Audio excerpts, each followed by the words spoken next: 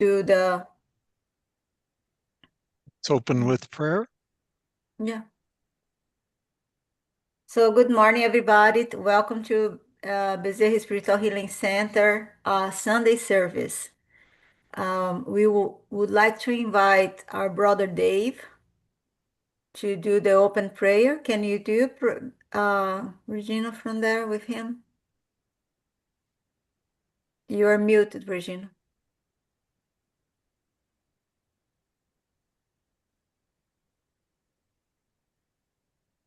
You still mute.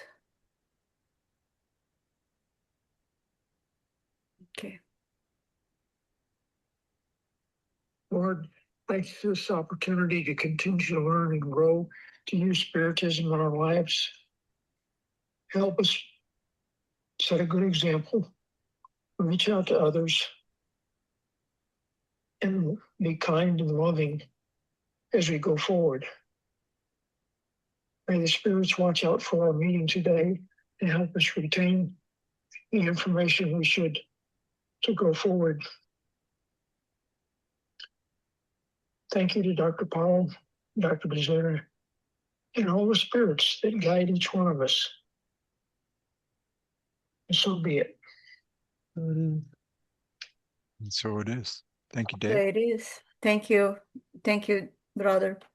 So BS8 Center, as we all know, is an online service.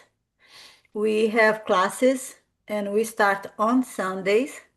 We have our classes on Sundays. Mondays, we have our studying and healing service of mediumship. And we have our daily prayer every day, 6 p.m. California time. We have our fraternal counseling. Everyone who is in need of a spiritual emotion help, please contact us. You can send a message today to us or contact us through our website, bs8center.org. And we have the books, the studying groups every Sundays. We are studying liberation. Tuesday, the Consoler. Wednesday, the Paul and Stephen.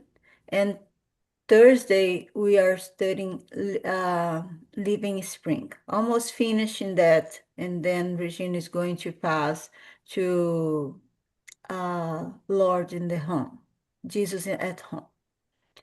So if anyone is in need of assistance of spiritual healing, emotional healing, please tell your family, friends, or yourself if you are in need of assistance. We do every Monday with the medium group. We do assist by distance healing, all the problems that we can help on the spiritual level. Just give your name and if the problem is a physical or spiritual. This the name will be in the list of treatment for 4 weeks. And if you know someone that is in need, please, everybody have been really receiving support from this service. And education, it is part of our progress. And our group help with a lot of spiritual evolving, spiritual developing, because we are here as a spiritual being living a temporary life on the physical realms, living our lessons here today. So we really asking you, your friends, your family, come, come and join us. Join us in the prayer service. We pray for the peace. We pray for the illness, the spiritual, mental, emotional, and physical illness. We pray for harmony among family and ourselves. And we know that prayer elevate our soul, help us in our inner transformation daily. So come and join us, educating your spirit through the great studying group that we have here at bs8center.org. Thank you so much for participating with us. Very welcome, everyone. And today, our brother Charles are going to present to us from the book Our Daily Bread by the Spirit of Emmanuel, psychographic by Chico Xavier, the chapter third, the plough. So we welcome our brother Charles, the members and servant of our Bezerra Spiritual Healing Center. Thank you so very much and welcome, brother. Thank you for the kind words. At this moment, I recognize that I'm in need of assistance because I just finished my presentation in a PowerPoint, and I'm not sure if I'm sharing it. You are, Oh, but am I'll I make sharing? you're sharing just fine. In the top right corner of your screen, you've got a blue button called Share. To the left of that is a button called Slideshow. If you click Slideshow. if you click Slideshow, your slides will appear full screen. Yeah.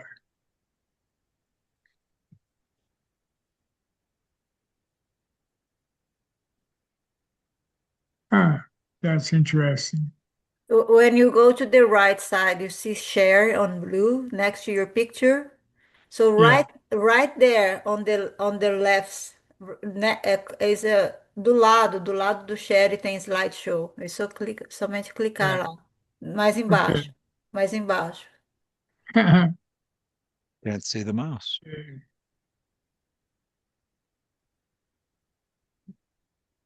Oh my God. It's okay. Don't worry. Well, we could start if you guys don't mind. We can go. Vê a sua foto. Onde está a sua foto? Aqui, ó. Aqui Yeah. do lado direito, totalmente do lado direito, você não vê uma fotinha sua no canto? Sim, sim. Então aí tem uma azul, tá share, e do lado do azul tá assim, slideshow. Isso. Oh, I see. Aí, isso. I got. Oh, Jesus Christ. Perfect. Thank Thank you. you. Thank you. And sorry for our Yeah. communication in No, Portuguese. no. I mean, you don't want to know the background of this moment, but anyways, I'm honored to be here, having this opportunity to do this presentation because what I'm going through is my plow. It's what I'm going through. And so I want to share with you that, and this is what I would like to do today. I know that I would like to read the chapter or the message first entirely, and then we're going to come back and revisit it, and we go step by step. So I would like to have a volunteer, perhaps Mark or Sunshine, to read the plow. Yeah, I can read it. The Thank plough. you. Jesus said to him, so this is a quote by Luke, which we find in 9:62. Jesus said to him, no one who puts his hand to the plough and looks back is fit for the kingdom of God. And then here is a manual.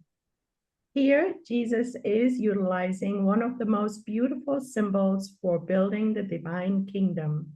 Of course, if the master had so desired, he could have created other images. He could have alluded to the world's laws, to social obligations, or to prophetic texts, but he preferred to rest his teaching on a simpler basis. The plow is a tool of all time. It is heavy and requires a collaborative effort between man and implement. It causes sweat and requires caution. Most of all, it breaks the soil to enable it to produce. It builds a cradle for the seeds, and as it passes, the soil gives way so that the rain, the sun, and fertilizers may be properly utilized. Hence, it is necessary for the sincere disciple to learn from the divine cultivator and embrace the plow of responsibility in the spiritually edifying struggle without giving up, thereby avoiding serious harm to the soil of the self. Let us ponder the lost opportunities, the showers of mercy which have fallen on us, but which have slipped away without having benefited our spirit. The loving sun, which has given us life for many millennia, and the precious fertilizers which we have refused by preferring idleness and indifference. Let us examine all this and reflect on Jesus' depiction. A plough promises work, discipline, affliction, and fatigue. Nonetheless, we must not forget that after the plough come the sowing and the harvest, bread on the table and full silos. Thank you. Well, let's get it started with this. Jesus said to him, no one puts his hand to the plow and looks back is fit for the kingdom of God. So are we plowing our way to be meritors of belong or join the kingdom of God at the highest level? Yes, we are working towards that. And just remember that when we talk about the daily bread, we're talking about the bread of the spirit, the bread of the physical, of the body, and the bread of the world that we live in. Because we are all connected, we are all interconnected, so that is important for us to keep in mind that the progress that each of us make is a contribution to the whole. And with that perspective, we carry the responsibility for the progress or lack of progress that we are making, because we've been on this path for, I don't know, I lost my count, but for millennia. And we're still here. We're still kind of plowing, and we're not sure what's the problem. So we need to figure that out. Is it the seeds? Is it the tools that we're using? Or what's the work? Okay, so we go to the next one. I want to highlight the word struggling. That's is the process that we are going. So the plow, the image that we have is about the soil that we prepared for the harvest of many fruits. But also it involves like in any area, that's for the farmers. They are planting seeds, the grains that will develop and help to nourish our bodies. However, if you're not working on a farm, you're working somewhere else. You're working in business. You're working in the industry. You're working in anywhere, or you work in a community. So that's the soil that we are preparing, and that's the soil that requires our intervention, and that we are the candidate for that. So the struggle is everywhere. There's no small area or job that doesn't have this potential to contribute to the universe. And of course, several spiritual problems, because the mediumship that we all share, it's a blessing in a sense that it connects us with the spiritual world. And we influence each other in that process. That's another plow that we are working on. Work on our mediumship or mediunity is part of this process. I mean, we want to become better mediums, more uh, like Sheikh Xavier, for example. We need to evolve to that point. So that's our plow when it comes to mediumship. And because we have this ability to connect with the spiritual world, we receive the benefits of the enlightened spirits or the more advanced spirits that has understand completely that they are also plowing. They are also working on the progress for everyone. So they come to us, inspire us, generates intuition, and kind of points the path where we want to go. So we are inspired by them, and that's the contribution to this effort.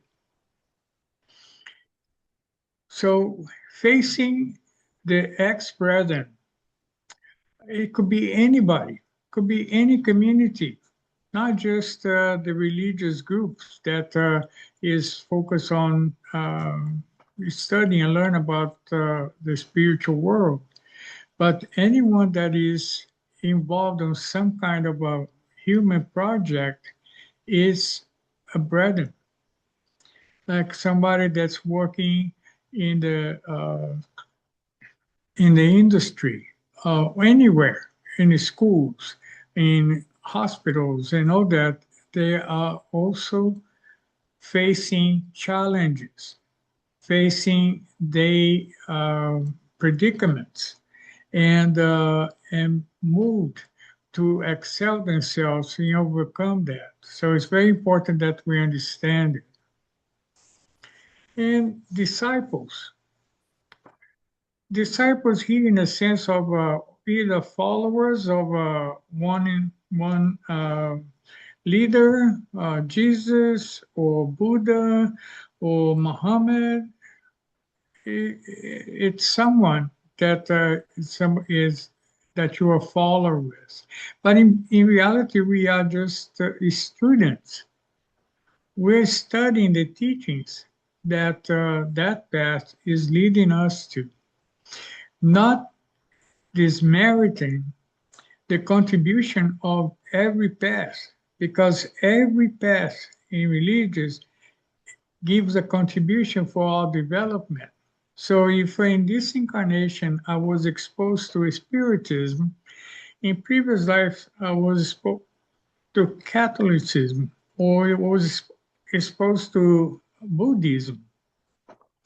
So every path has a contribution, because the truth is the combination of everything. So far, I would appreciate if you like to interrupt and pose questions, because that's how I think we can learn more about having this conversation. So please feel free to interrupt. Okay. And here's something very interesting. On the passage that Sansan just read, it says that the plow is a tool of all times. It is heavy and requires collaboration, a collaborative effort between men, and implementing. It causes us to sweat and requires caution. Most of all, it breaks the soil and enables it to produce. So the work and accomplishments belong to everyone. If I'm planting corn and the harvest gives me plenty of corn of good quality, that's my personal effort or my collaborative effort that brought that product that belongs to everyone. So if I, in another area, for example, education, if you have a an educational system that really educates the children or the newcomers, that's the contribution. Everybody benefits from it. Everybody benefits from somebody acquiring higher education or coming to the point of developing new knowledge. So everybody benefits from it. And that has been the path of our humanity. We have been involved from a period of not knowing anything to now where we are at the point that we're going to be receiving tremendous amount of new contributions for our environment, for everywhere. Look at AI, look at the robotic revolution type of thing. Everything is happening and is for our advantage, for our progress. So each person must be busy with his or her spiritually constructive service. Do you get this point? It's very important that we be conscious that no matter where you operate, no matter where you walk, no matter who you connect with, you are involved. And more so us, because we have this knowledge that we acquire through spiritism that brings, if you know, you have the responsibility of doing good with that. So each person must be busy with whatever you're doing, whatever it's your work, because that's a contribution. And again, we've been throughout this millennia, we've been immersed in this reality that is about competitiveness. We live in a world that is very competitive, one with another, one with oneself. You're competing. You want to destroy the other. You want to kill the other because I'm better. I want this. Look at how many examples we see in nowadays with what's going on in the world. So that's competition. But we need to shift that paradigm and move into an understanding of collaborative. Collaboration is the key. We are working together. We are working side by side, in each one in your own little soil, each one in a little farm, but we are contributing to the whole. Okay, after all, we are all in this one planet, right? And our planet encompasses everyone, encompasses everybody. However, when we expand our perception, the planet is amongst other planets. So whatever progress we make here in our planet Earth is a contribution to the divine work of creating and establishing this universal love. Because I think the ultimate goal is to reach that point of love where we can really understand that I am responsible for not to myself, to my family, the new ones, but also to everyone. Okay, so the sincere disciple to learn from the divine cultivator. The divine cultivator. How does the divine cultivate the universe or our planet? I'll take, for example, the sun. How long has the sun been up? How many millennia or eons the sun has been out there, never ending to provide us the energy that we need for us to grow in any level. So it's a divine cultivator, and that's generated by this.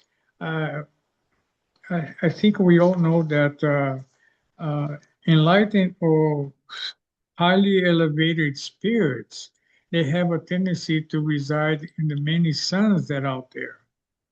So if any planet have a community of spirits that inhabit that planet, the sun has a community of enlightened spirits that could never stop working. Like God never ceased to work. Since, well, we don't know when creation started, but God has never taken a day off. And that's the immensitude of the love that God represents. So the sun is one example, because to embrace the plow of responsibility, the struggle of spiritually edifying the soil of the self, spiritually edifying the soil of the self. The better person I become, this continued work will benefit everyone around me. And everyone around me will influence everyone around them. And so on. It's a chain of relationship that goes on. So, divine providence, which is another term for the provider, the progress that we are supposed to make for millennia is being delayed as a resultant of our individual and collective choices, our preferences.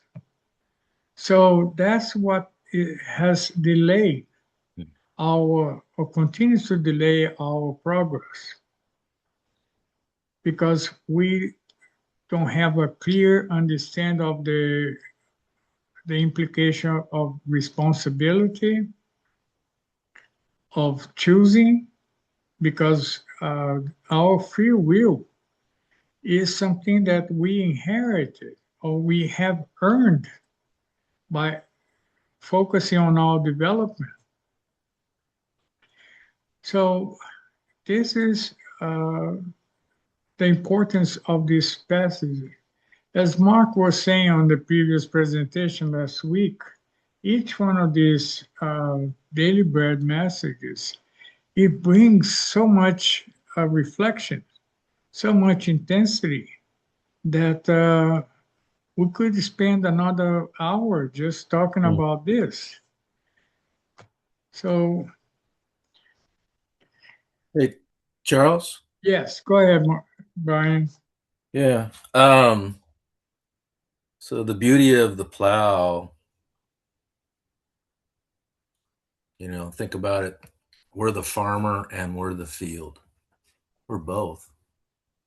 It's like we're the actor and the audience of this life. Very good.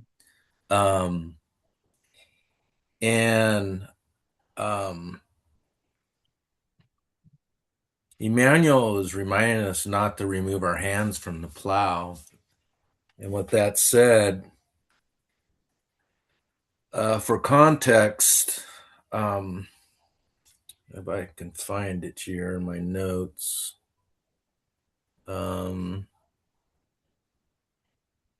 Forgive me.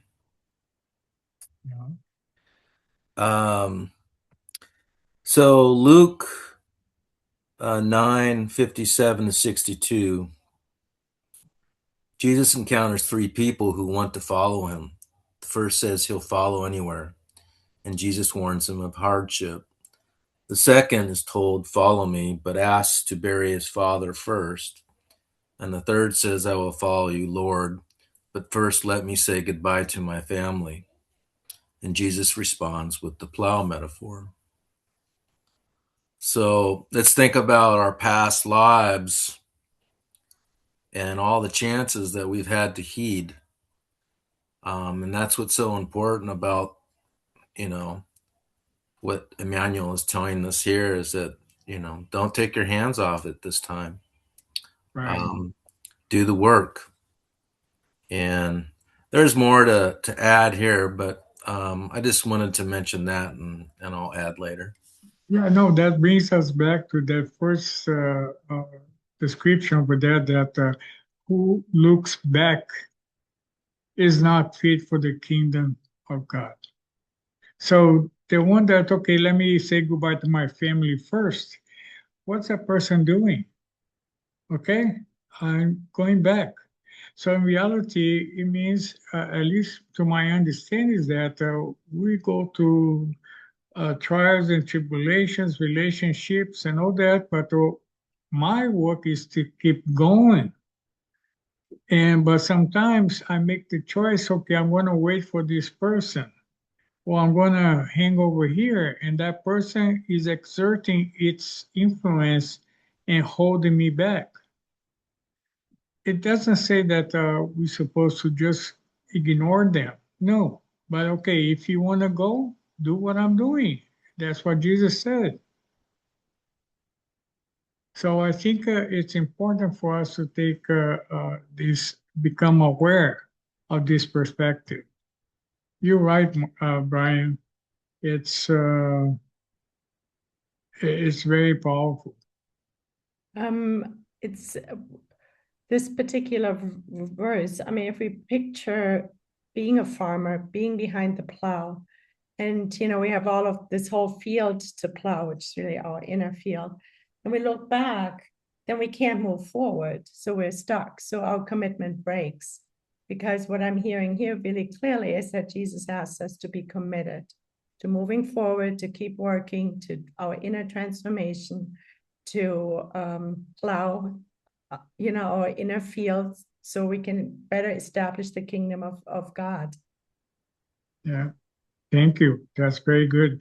Because if I have a commitment, a chore, or something that I have to do, and I failed on that, that doesn't mean that I'm lost. I have to, okay, let's learn from my mistake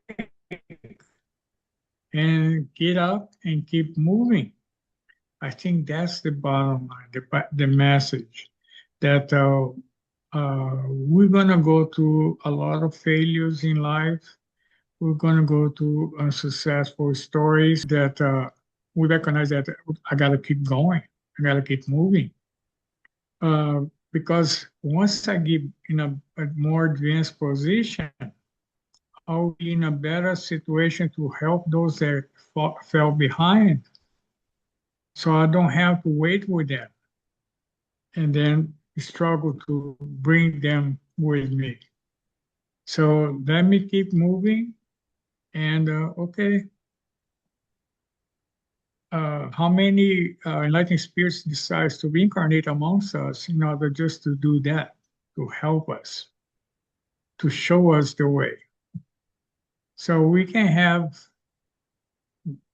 major persons like a big entities that has a major influence on all, or you can have somebody next door that is also a good influence to you. And we have to have in count the plow that time of Jesus didn't work alone. Remember, they use the animals, no? Too, in some countries is still using animals for helping to break the dirt, no? To go deeply inside. So when you are how they call The parable, you are digging the and yoke. causing pain, isn't it? You're going inside, you're cutting the to sow it, to sow seeds, and then like we have to go through pain to sacrifice, no? Yes. And And that's what I see the plow like this. I said you go deep inside, and then it's painful. So many obstacles that we have encountered in our life, no? And Jesus invite us, like Brian was bringing the message, very important too. And but he want us to go deep. He doesn't want us to be also okay, no? Yeah. It's very And well, important. of Well, course, Jesus, a genius, and he taught us through parables. And when we look at the parable of the yoke, which is that instrument that connects two animals to plow the land, they are working together. So that's the collaboration that I'm talking about, that we're talking about. Because if you go by yourself, you may go in different directions. You deviate from the right path, the right way of doing things. So, and then you have to redo it, come back and redo it. So, yes, very good. What else? What else uh, does anyone Charles, have to say? Charles, first of all, thank you for this. As I said last week, for everyone who gets to do a presentation out of this powerful book, you're going to experience a whole lot of reflection as you put your presentation together. You spoke about competition. And in my entire life, I've been taught about competition. If I may, this country is founded on competition, but it's also founded on collaboration. So I'll give you three different examples. In the 1800s, the railroads, in order to bring this mass of humanity from the east to the west, yeah, they were in competition with each other, but one would develop a certain technique of engine and the others would copy it. And one would develop a faster way to lay track and the other would copy it. And one would figure out how to transport not only people, but also belongings, freight, and the others would copy it. This has gone on forever. The automobile industry. Ford started it, but look where we are today with automobiles, way beyond Henry Ford's concepts. And lastly, I was blessed to grow up in Silicon Valley with computer technology and get to introduce the first generation of technology to my father, and it's called an ATM card. He'd Right. always walked into a bank, and now he doesn't have to. Well, look where we are today. This is the result of competition and collaboration. And I was Yes. blessed to work for a company with a CEO who coined a word, coopetition, cooperative competition. Yeah. There you go. It's something to We are learning. consider. Yeah. You Yeah. bet, We are because learning. when we're plowing the soil, we're not using the plows of the 1800s. We're using a whole different set of collaborative improvements that we share with each other. Correct. Well, Mark, I think in our beginnings we started as simply ignorant, and we went through that phase of animality, uh, and we have this competition concept devoted to war. I want to take what you have, and this is my. I think competition is part of the process. But to have that understanding, the work of a self, the self effort is that's the challenge. Uh, because the work of everybody, Ford, um, whoever contribute to our development, the work and accomplishment belong to everyone. That's what we're reaping. That's what we're doing. And your example is very pertinent. I appreciate that. If I may, one other thing for everyone to think about, and in this world of progress, think about the morality, because not every invention, not every productive gain with technology or anything else is you're still putting the gun in the hands of the humans. If Right. the humans aren't taught properly how to use it, Mhm. there's not going to always be positive results. Well, yeah, because the essence of recognizing that we are not this matter, we are spiritual beings, eternal. I think that's the awareness that we're all seeking, to have that kind of comprehension and really understanding that by hurting somebody, I'm hurting everybody. Or by healing somebody, I'm healing everybody.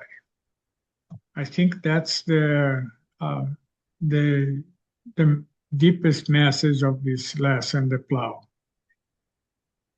I don't disagree with you. Nothing. You're right. Everyone is right on point.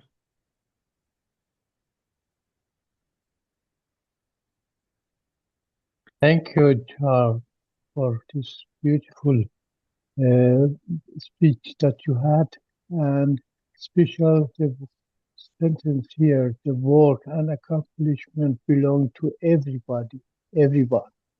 And so is that, as you said, that all the prophets, they taught us that we have a treasure within us, and the treasure is the wisdom of the universe that is within us, that nobody can take it out for us and found it for us, bring out that we have that. They show us the map, how we can do that. Jesus practiced that. And then we have to go and struggle by ourselves. Everybody is responsible for his own treasure to find out and bring it out, and then we have everything is what we need from the spirituality grounds. Thank you. Thank you, Mosen. Yes. Well, I know that we for the next weeks we're going to be reviewing a lot of the chapters. So I'm just looking forward to the next presenter that's going to share with us some of this really learning experience. But I appreciate all the comments, and if you have still something else to say, go ahead. A question for clarification. I was traveling, I missed some part of that.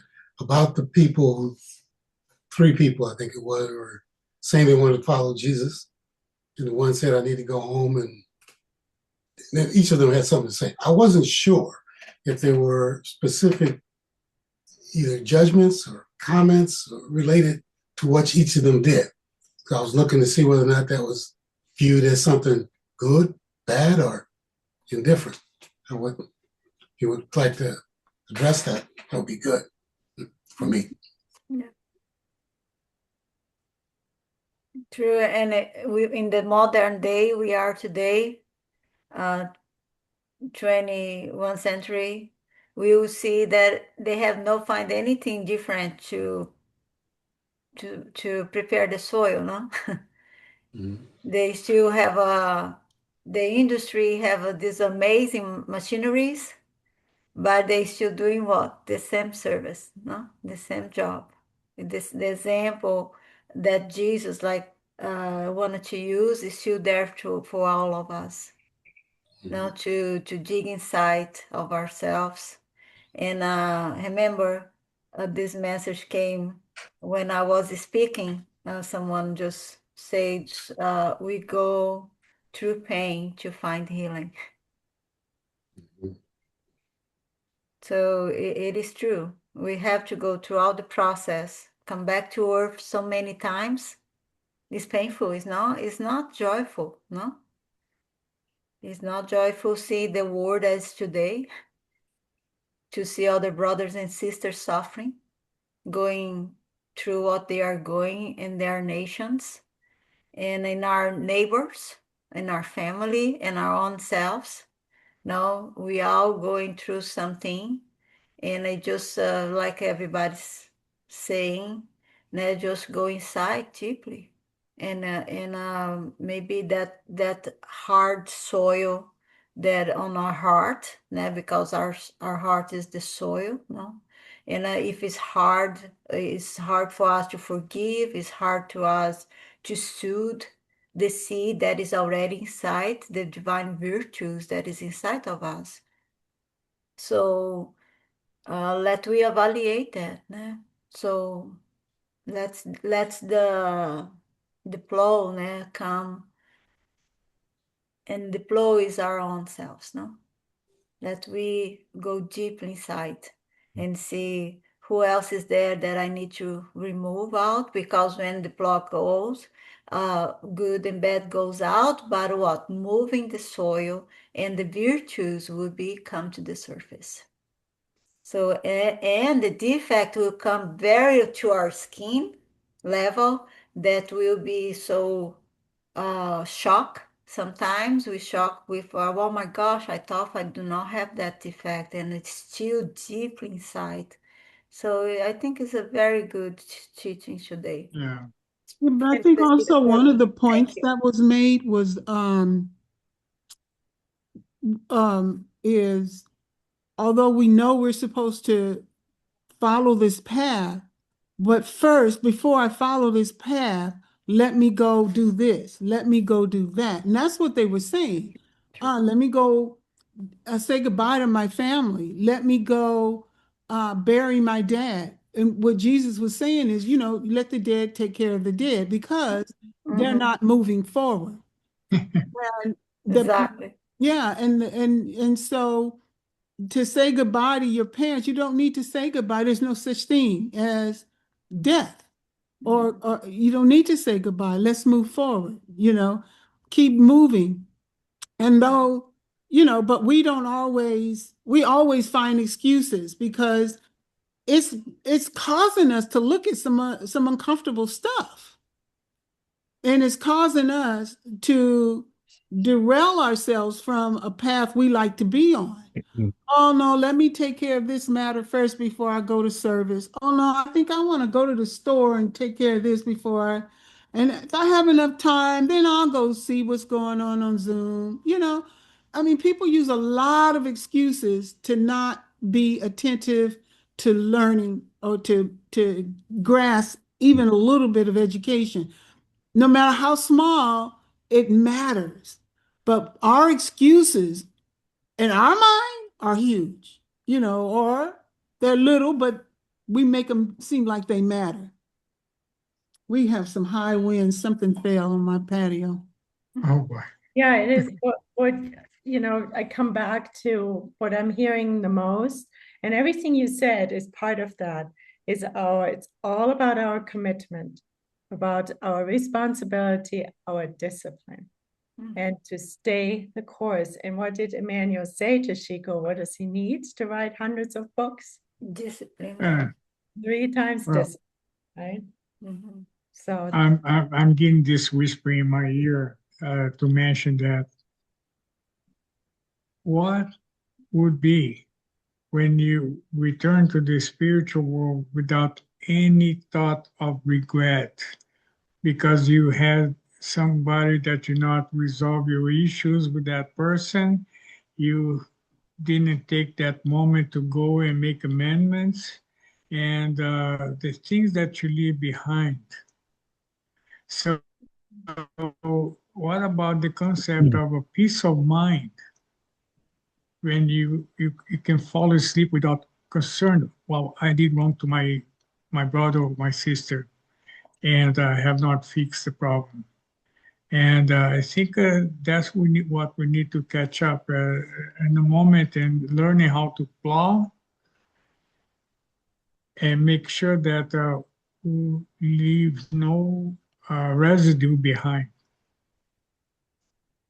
I think that's something that we need to think about too. Truly, how many times you have to plow, no? Yeah, exactly. And Yeah, have courage to go back and do again, no? yeah, the continual inner transformation. I've thought about Our Daily Bread and how important each chapter is, but I'm beginning to think about how each chapter builds on the previous chapter and prepares you for the next. Yeah. And with that said, I want to comment on the key theme for this discussion I'm hearing is commitment. Once we set our hand to the spiritual work, looking back compromises our progress. We take our hands off the plow. We go back to those, our defects. We live in those defects. We become dormant. And then all of a sudden we go through some pain, and sometimes we have to go through enough pain to where we wake up again. We grab the plow and we begin working at that inner transformation. And what we're doing, we're plowing the earth, we're plowing ourselves, we're doing our self cultivation by doing this inner transformation to get into that full enlightenment. And as we know, it takes many lifetimes. And in each lifetime, I'm sure that, I've kept my hands in the plow and took them off and put my hands back on the plow. And I'm here in this life because of those times that I took my hands off the plow. So we have to be perseverant, even in those hardship times, and feel the rain and the sun and the constant nourishment from God when we're in those really hard moments, and reflect and reconnect and double down, triple down, and know that the harvest will come. And the tools he gave to us that prove that we are not alone. The machinery, the animal, and the mentors, no, the friends, the spiritual friends, and the family, everything. We are a group here together studying. Everyone today have a very important something to help to with the lesson today, no? So it is amazing. We have tools.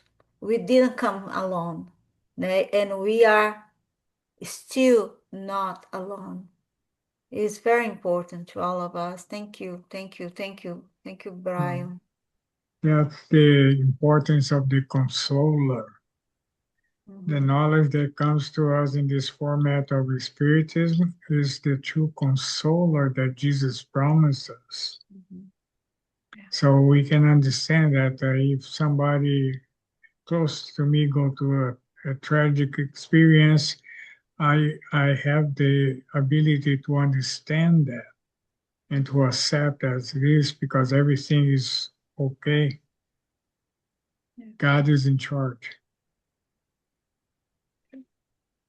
Just continuing the consciousness stream, Brian, thank you for the perpetual nature of inner transformation. We can never think we've graduated. We can never think we've learned the lesson sufficiently. We can never think we understand this passage from Jesus or this interpretation by Chico. No. Don't ever think that we got it, because the minute you think you got it, you're going to go back and read it a second time. It's going to mean something different to you. If you re-experience the harvest, if you re-experience the plow, it's going to mean something different to you. It's a perpetual transformation every single day. Chico read the gospel during 80 years. He read the beginning to the end, finish, start again. Yeah, the discipline is. And when we hear from people around him, and they say, Chico, but you know all the gospel. No, he said, no, every time I go back, I learn something new. But for how long? That conversation was like 50 years. No, he was reading the Bible, studying. He said, have been 50 years doing this. And he said, but you still learning? He said, I think I need more lives to understand it whole. Very early in each of our spiritist walk, we heard this phrase, now that you know what you know, you can't go back. You can only go forward. Each of us know that. It's our own path. It's our own journey. And yet, as humans, If you've experienced grief, have you really closed that chapter? If you've experienced loss and pain and suffering, have you really completely overcome it? No. Those lessons stay with you forever. That's part of our transformation.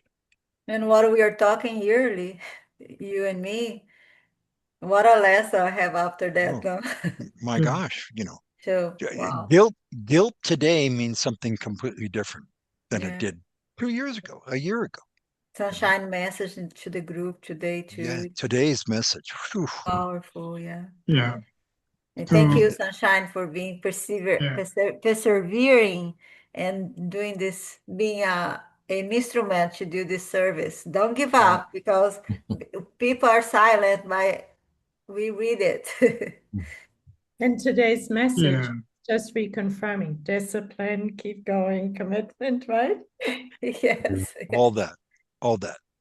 Yeah. It's remember chapter 1 it calls us to action. Chapter 2 causes us wants us to reflect, and now 3 we're given the tool to how to do it. And then next week it's going to be about service. Yeah, and Yuri will be there. The guy we love to have him here. And Yes. then after him, we have you, Yeah, Brian. wages. Yeah. You have the wages lesson. So we are all here, ears to hear. So is anybody have anything more to say? We really appreciate your speech today, Charles. It brought to us a lot of refresh and a lot of things to think and to work with. It's I'm a planting seed. really I'm is a planting seeds. Yeah. planting seed is a really inner transformation tools for us to this whole book is like everybody saying is a book of inner transformation. And So that's we have chapter 7, planting seeds, by the way. planting seeds, yeah. So You you know, see how Emmanuel, uh, I love Emmanuel, the way he works. He brings yeah, everything together, no? you know And we'll see.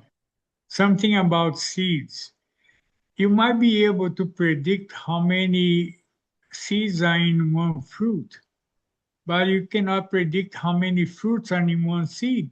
Mhm. Oh, very good. Yeah. Yeah, specifically avocado, no? Well, And a mango seed, no? Well, yeah, you make me think of the seed that the tree grows from, and then from that tree, there's so much fruit. Yeah. Then reminded too about the teachings of Omra Mike Ivanov when taught us how to digest and the fruit. Think about the seed, think about the tree, think about where it's come from, the soil that was fertilized this tree. So he said, when you eat the fruit, remember that rays came from the sun and it come from Jesus the Christ and come from God to fertilize deep in the earth, and then they will multiply that seeds, bring a lot of trees, and while just that fruit that you are eating right now, have you stopped when you're eating and be grateful for that? So and he said, when you do it, you absorb all the divine messages that the seed brought to us. He said, it's all the way how we collect it, how to breathe, how to eat, how to digest. It's tough. One day we get in there, like Mark said, no? I thank you all so very much. Let we have 2 minutes break, and I will come back for our dear sister, Regina Sunshine. Will you be willing to do the meditation today? So let we prepare for dear sister Sunshine. So the second part. Thanks so much, everybody. Appreciate it.